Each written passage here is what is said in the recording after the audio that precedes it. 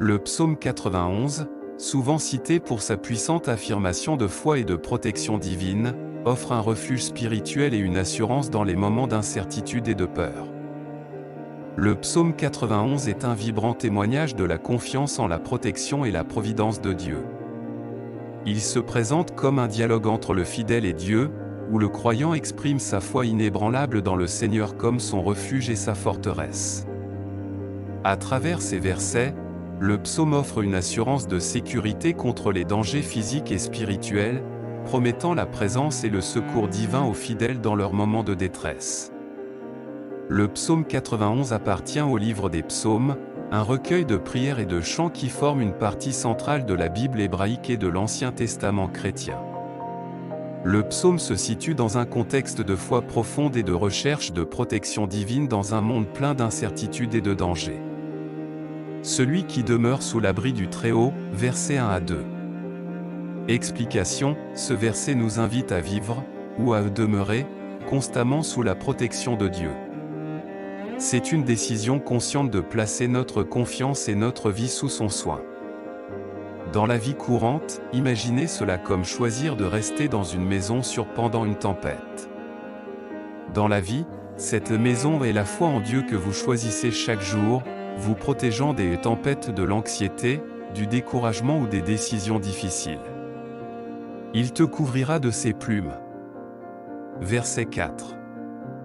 Explication, cette image poétique évoque la protection d'un oiseau pour ses petits.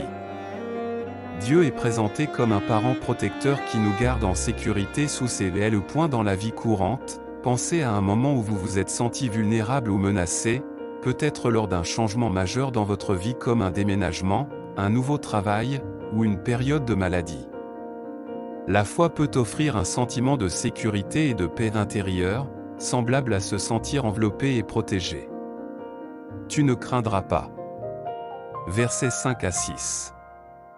Explication, le psaume promet que la foi en Dieu nous libère de la peur des dangers, qu'ils soient visibles ou invisibles, de jour comme de nuit.